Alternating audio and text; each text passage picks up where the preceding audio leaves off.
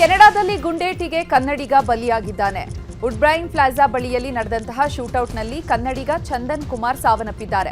ನೆಲಮಂಗಲ ಮೂಲದ ಚಂದನ್ ಕೆನಡಾದ ಬ್ರಾಂಪ್ಟನ್ನಲ್ಲಿ ವಾಸವಾಗಿದ್ರು. ನಿನ್ನೆ ನಡೆದ ಗುಂಡಿನ ದಾಳಿಯಲ್ಲಿ ಚಂದನ್ ಗಂಭೀರವಾಗಿ ಗಾಯಗೊಂಡಿದ್ರು. ಕೂಡಲೇ ಅವರನ್ನ ಸಮೀಪದ ಆಸ್ಪತ್ರೆಗೆ ದಾಖಲು ಮಾಡಲಾಯಿತಾದ್ರೂ ಚಿಕಿತ್ಸೆ ಫಲಿಸದೆ ಚಂದನ್ ಸಾವನ್ನಪ್ಪಿದ್ದಾರೆ. ಮಾಲ್ ಬಳಿ ಚಂದನ್ ಬರ್ತಾ ಇದ್ದಂತೆ ಅವರನ್ನ ಟಾರ್ಗೆಟ್ ಮಾಡಿ ಕೊಲೆ ಮಾಡಲಾಗಿದೆ ಎನ್ನಲಾಗ್ತಾ ಇದೆ. ಈ ಘಟನೆಗೆ ಸಂಬಂಧಪಟ್ಟಂತೆ ಪೊಲೀಸರು ಮಾಹಿತಿ ನೀಡಿದ್ದು ಆರೋಪಿಗಳನ್ನ ಪತ್ತೆ ಹಚ್ಚಲಾಗ್ತಾ ಇದೆ. ಯಾವ ಕಾರಣಕ್ಕೆ ಗುಂಡಿನ ದಾಳಿ ನಡೆದಿದೆ ಅನ್ನೋದರ ಬಗ್ಗೆ ತನಿಖೆ ನಡೀತಾ ಇದೆ ಅಂದ್ರು.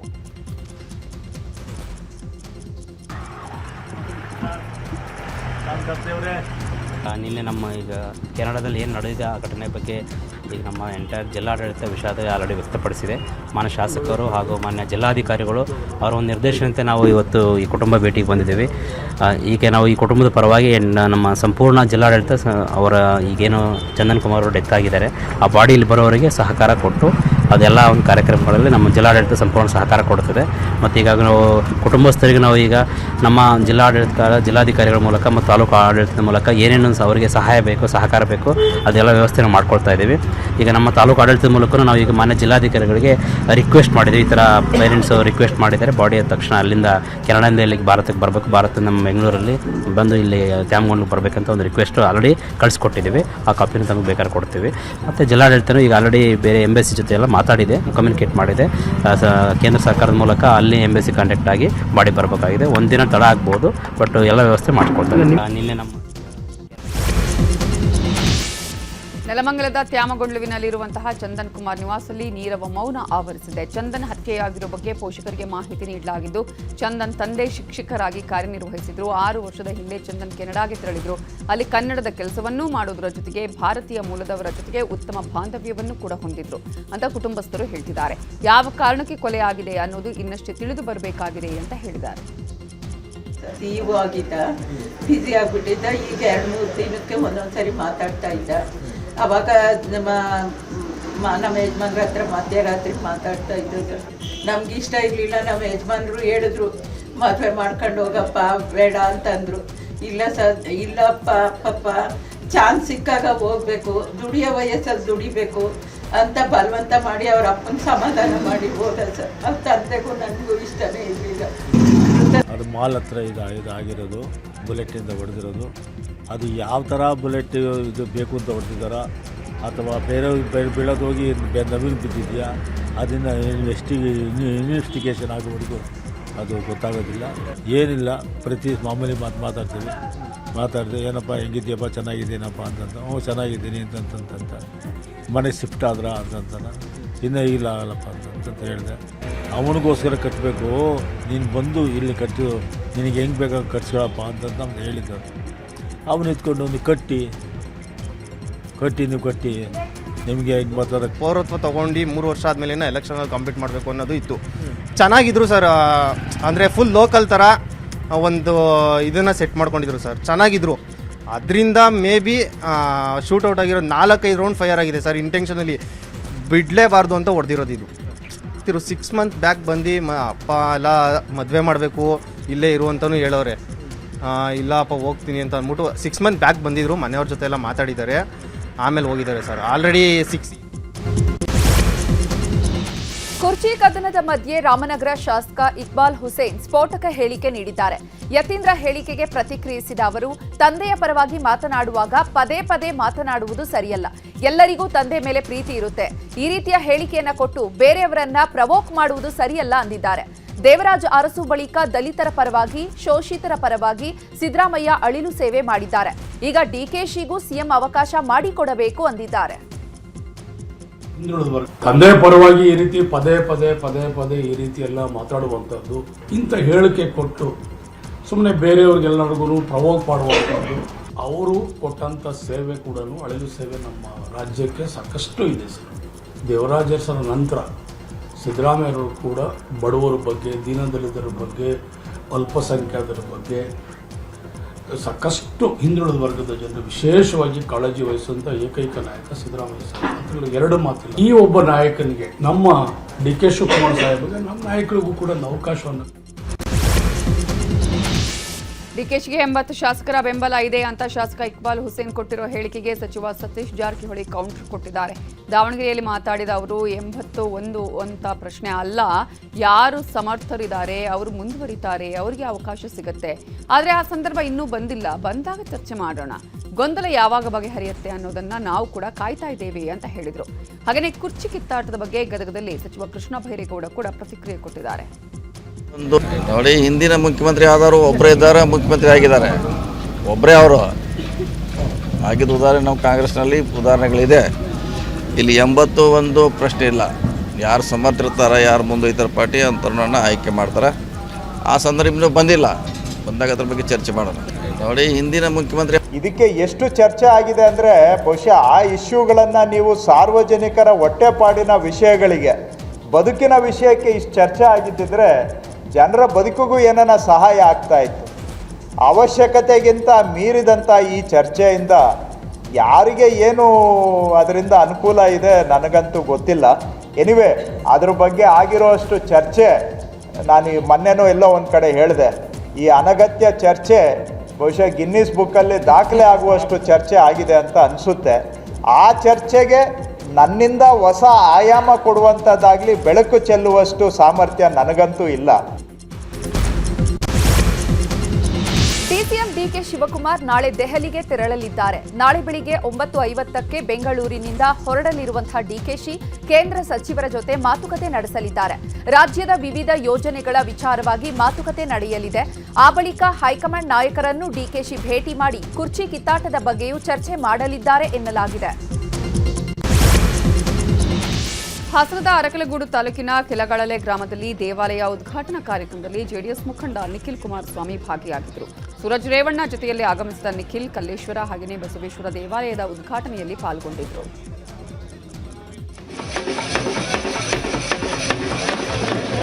ಇನ್ನು ಕಾರ್ಯಕ್ರಮದ ಬಳಿಕ ಮಾತಾಡಿದ ನಿಖಿಲ್ ಬಿಜೆಪಿ ಮುಖಂಡ ಪ್ರೀತಂ ಗೌಡಗೆ ತಿರುಗೇಟು ಕೊಟ್ಟಿದ್ದಾರೆ.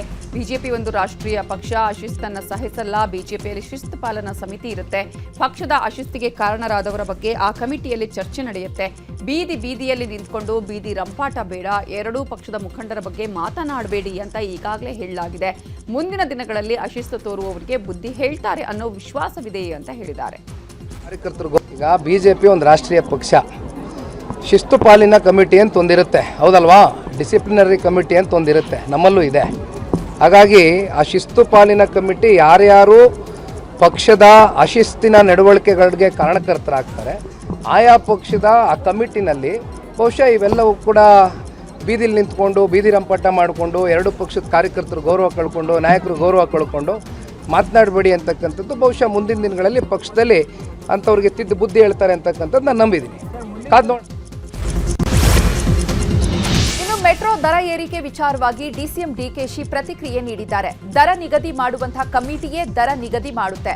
ದರ ಏರಿಕೆ ಮಾಡುವಂತಹ ಅಧಿಕಾರ ಕೇಂದ್ರಕ್ಕೂ ಇಲ್ಲ, ರಾಜ್ಯಕ್ಕೂ ಇಲ್ಲ. ಈಗ ಕಮಿಟಿಯೂ ಇಲ್ಲ. ಇಂದು ಕಮಿಟಿಯ ಸಭೆ ನಡೆಯಬೇಕಿತ್ತು, ಆದರೆ ಸಭೆ ಮುಂದೂಡಿಕೆಯಾಗಿದೆ. ಕಮಿಟಿ ರಿಪೋರ್ಟ್ ಅನ್ನು ಆಧರಿಸಿ ದರ ಏರಿಕೆ ಮಾಡಲಾಗುತ್ತೆ ಅಂದ್ರು. ಡೆಲ್ಲಿಯವರೇನೋ ಮೀಟಿಂಗ್ ಫಿಕ್ಸ್ ಮಾಡಿದ್ದಾರೆ ಅಂತ ಮಾಹಿತಿ ಇತ್ತು ರಿಗಾರ್ಡಿಂಗ್ ದಿಸ್ ಮೆಟ್ರೋ. ಅವರು ಮೀಟಿಂಗ್ ಮಾಡಲಿ ಅಂತ ನಾನು ಕಾಯ್ಕೊಂಡಿದ್ದೆ. ಮೀಟಿಂಗ್ ಮಾಡಿ ಏನು ಆದೇಶ ಕೊಡ್ತಾರೆ, ಏನು ರಾಜಕಾರಣ ಮಾಡ್ತಾರೆ, ಯಾಕೆಂದರೆ ಭಾಳ ಸದ್ದು ಮಾಡ್ತಾ ಇದ್ದಾರೆ. ಪಾಲಿಟಿಕ್ಸ್ ಜಾಸ್ತಿ ಆಗಿದೆ, ರಿಯಾಲಿಟಿ ಬಿಟ್ಟು ರಾಜಕಾರಣನೇ ಜಾಸ್ತಿ ಆಗಿದೆ. ಆ ದೃಷ್ಟಿಯಿಂದ ನಾನು ಸ್ವಲ್ಪ ಏನು ಮಾತಾಡದೆ ಸುಮ್ಮನೆ ಇದ್ದೆ. ಈಗ ಬಂತು, ಅದಕ್ಕೆ ನಾನು ಪೋಸ್ಟ್ಪೋನ್ ಮಾಡಿದ್ದಾರೆ ಮೀಟಿಂಗ್, ತೊಗೊಳಕ್ಕಾಗದೆ. They could not take any decision on this issue. So ಈಗ ತಮಗೆಲ್ಲ ಗೊತ್ತಿರೋದಕ್ಕೆ ತಮ್ಮ Bengaluru metro 50-50 joint venture company ನಾವು ಮಾಡಿದ್ದೀವಿ, ಶೇರ್ ಹೋಲ್ಡಿಂಗ್ ಕಂಪ್ನಿ, ಕರ್ನಾಟಕ ಮತ್ತು ಭಾರತದ ಸರ್ಕಾರ. ಸೊ ಸೆಕ್ಷನ್ 33 ಮೆಟ್ರೋ ರೈಲ್ವೆ ಪ್ರಕಾರ 2002 ಮೆಟ್ರೋ ರೈಲ್ವೆ ಅಡ್ಮಿನಿಸ್ಟ್ರೇಷನ್ನು ಟೈಮ್ ಟು ಟೈಮ್ಗೆ ಫೇರ್ ಫಿಕ್ಸೇಷನ್ ಕಮಿಟಿ ಮಾಡಲಿಕ್ಕೆ ಒಂದು ಅವಕಾಶ ಮಾಡಿಕೊಟ್ಟಿದೆ. ಮೆಟ್ರೋ ದರ ಏರಿಕೆ ವಿಚಾರ ರಾಜಕೀಯ ವಾಕ್ಸಮರಕ್ಕೂ ಕಾರಣವಾಗಿದೆ. ಮೆಟ್ರೋ ದರ ಏರಿಕೆ ವಿರೋಧಿಸಿ ಸಂಸದ ತೇಜಸ್ವಿ ಸೂರ್ಯ ಬೆಂಗಳೂರಿನ ಆರ್ವಿ ಮೆಟ್ರೋ ನಿಲ್ದಾಣದಲ್ಲಿ ಪ್ರತಿಭಟನೆ ಮಾಡಿದರು. ಇನ್ನು ಸಂಸದ ತೇಜಸ್ವಿ ಸೂರ್ಯ ವಿರುದ್ಧ ಕಾಂಗ್ರೆಸ್ ನಾಯಕರು ಕಿಡಿಕಾರಿದ್ದಾರೆ. ಬೆಂಗಳೂರಲ್ಲಿ ಮಾತನಾಡಿರೋ ಸಚಿವ ಪರಮೇಶ್ವರ್, ಖಾಲಿ ಟ್ರಂಕ್ ಹಿಡಿದು ರಾಜ್ಯ ಸರ್ಕಾರದಲ್ಲಿ ಹಣ ಖಾಲಿ ಆಗಿದೆ ಅನ್ನೋ ಬದಲು ಕೇಂದ್ರ ರಾಜ್ಯಕ್ಕೆ ಬರುವ ಹಣವನ್ನು ಕೊಡಿಸಿಕೊಡ್ಲಿ. ಕೇಂದ್ರದಿಂದ ನಮಗೆ ಅನುದಾನ ಬಾಕಿ ಇದೆ, ಅದನ್ನು ಅವರು ಮೊದಲು ಕೇಂದ್ರದ ಜೊತೆ ಮಾತಾಡಿ ಅನುದಾನವನ್ನು ಕೊಡಿಸುವ ಕೆಲಸ ಮಾಡಲಿ. ಹಾಗೆಯೇ ಇದೇ ವಿಚಾರವಾಗಿ ಸಚಿವ ರಾಮಲಿಂಗಾರೆಡ್ಡಿ, ಮಾಜಿ ಸಂಸದ ಡಿಕೆ ಸುರೇಶ್ ಕೂಡ ಪ್ರತಿಕ್ರಿಯೆ ಕೊಟ್ಟಿದ್ದಾರೆ. ಅದಿದ್ರೆ ಮಾನ್ಯ ಪ್ರಧಾನಮಂತ್ರಿಗಳ ಹತ್ರ ಮಾತನಾಡಬೇಕು. ಕಾರಣ ಏನು ಅಂತಂದರೆ ಕ್ಲೇಮ್ ತಗೋತಾ ಇರೋರು ಯಾರು? ಮೆಟ್ರೋ ನಮ್ಮದು ಅಂತ ತೇಜಸ್ವಿ ಸೂರ್ಯ, ಹೌದಾ ಅಲ್ವಾ? ನೀವು ನೇರವಾಗಿ ಮಾತಾಡಿ. ತೇಜಸ್ವಿ ಸೂರ್ಯ ಅವರು ಮೆಟ್ರೋ ನಮ್ಮದು ಅಂತ ಕ್ಲೇಮ್ ತಗೋತಾ ಇದ್ದಾರೆ, ರಾಜ್ಯ ಸರ್ಕಾರದಲ್ಲ ನಮ್ಮದು ಅಂತ ಹೇಳಿ. ಸೊ ಹಿಡ್ತಾ ಎಲ್ಲ ಕೇಂದ್ರ ಸರ್ಕಾರದ ಹತ್ರ ಬೋರ್ಡಲ್ಲಿದೆ. ಆ ಬೋರ್ಡ್ನ ತೀರ್ಮಾನದಂತೆ ಇವತ್ತು ದರ ಏರಿಕೆ ಆಗಿದೆ. ದರ ಏರಿಕೆ ಆಗಬಾರ್ದು, ಸಾರ್ವಜನಿಕರಿಗೆ ತೊಂದರೆ ಆಗುತ್ತೆ ಅನ್ನೋದು ನಮ್ಮ ಕಂಟೆನ್ಷನ್ನು ಕೂಡ. ಅವರು ಬೋರ್ಡ್ ಬಿಜೆಪಿ ಜೆಡಿಎಸ್ ಮೈತ್ರಿಯಾಗಿದ್ದು ರಾಷ್ಟ್ರ ಮಟ್ಟದಲ್ಲಿ. ಮೈತ್ರಿಯನ್ನ ನಾನು ಗೌರವಿಸುತ್ತೇನೆ ಅಂತ ಮಾಜಿ ಡಿಸಿಎಂ ಅಶ್ವಥ್ ನಾರಾಯಣ್ ಹೇಳಿದ್ದಾರೆ. ಮಂಡ್ಯದಲ್ಲಿ ಮಾತನಾಡಿದ ಅವರು, ಕಾಂಗ್ರೆಸ್ ಆಡಳಿತದಿಂದ ದೇಶಕ್ಕೆ ಒಳ್ಳೆಯದಾಗ್ತಾ ಇಲ್ಲ, ಇದನ್ನ ಗುರಿಯಾಗಿಸಿ ನಾವು ಮೈತ್ರಿ ಮಾಡಿಕೊಂಡಿದ್ದೇವೆ. ಸಮಾಜದ ಪರವಾಗಿ ನಾವು ಕೆಲಸ ಮಾಡ್ತೇವೆ, ಮೈತ್ರಿ ಮುಂದುವರಿಸಿಕೊಂಡು ಹೋಗ್ತೇವೆ. ಕಾಂಗ್ರೆಸ್ ಪಕ್ಷವನ್ನ ನಾವು ಒಪ್ಪಲ್ಲ. ಬಿಜೆಪಿ ಜೆಡಿಎಸ್ ಮೈತ್ರಿ ಕಾಂಗ್ರೆಸ್ಗೆ ನಡುಕ ಉಂಟು ಮಾಡಿದೆ ಅಂತ ಅಶ್ವಥ್ ನಾರಾಯಣ್ ಹೇಳಿದ್ದಾರೆ. ಮೆಟ್ರೋ ಜಟಾಪಟಿ ವಿಚಾರವಾಗಿ ವಿಪಕ್ಷ ನಾಯಕ ಅಶೋಕ್ ಮಾತಾಡಿದ್ದಾರೆ. ಮೆಟ್ರೋ ಬಗ್ಗೆ ಏನೇನೋ ಆಗಿದೆ ಅಂತ ಕಾಂಗ್ರೆಸ್ನವರು ಬಾಯಿ ಬಡ್ಕೊತಿದ್ದಾರೆ. ಆದರೆ ಈ ಹಿಂದೆ ಮೆಟ್ರೋಗೆ ಹೆಚ್ಚು ಹಣ ಕೊಡ್ತಿರೋದು ನಾವೇ ಅಂತ ಸಿದ್ದರಾಮಯ್ಯ ಅವರೇ ಹೇಳಿದ್ರು. ಆದರೆ ಈಗ ದರ ಏರಿಕೆ ವಿಚಾರದಲ್ಲಿ ಮಾತ್ರ ಕೇಂದ್ರ ಸರ್ಕಾರದ ಮೇಲೆ ಗೂಬಿ ಕೂರಿಸುತ್ತಿದ್ದಾರೆ. ರಾಜ್ಯ ಸರ್ಕಾರ ಪಾಪರ್ ಆಗಿರೋದ್ರಿಂದ ಹಣಕಾಸಿನ ಪರಿಸ್ಥಿತಿ ಸರಿದೂಗಿಸೋಕೆ ಆಗ್ತಾ ಇಲ್ಲ. ಹೀಗಾಗಿ ದರ ಏರಿಕೆಗೆ ಸರ್ಕಾರ ಕೈ ಹಾಕಿದೆ ಅಂತ ಹೇಳಿದ್ರು. ಚಿಕ್ಕಮಗಳೂರು ಜಿಲ್ಲಾಸ್ಪತ್ರೆಯಲ್ಲಿ ಔಷಧಿಗಳ ಕೊರತೆ ಬಗ್ಗೆ ದೂರುಗಳು ಕೇಳಿ ಬಂದಿತ್ತು. ಈ ಹಿನ್ನೆಲೆಯಲ್ಲಿ ಆಸ್ಪತ್ರೆಗೆ ಎಂಎಲ್ಸಿ ಸಿಟಿ ರವಿ ಭೇಟಿ ನೀಡಿದ್ದಾರೆ.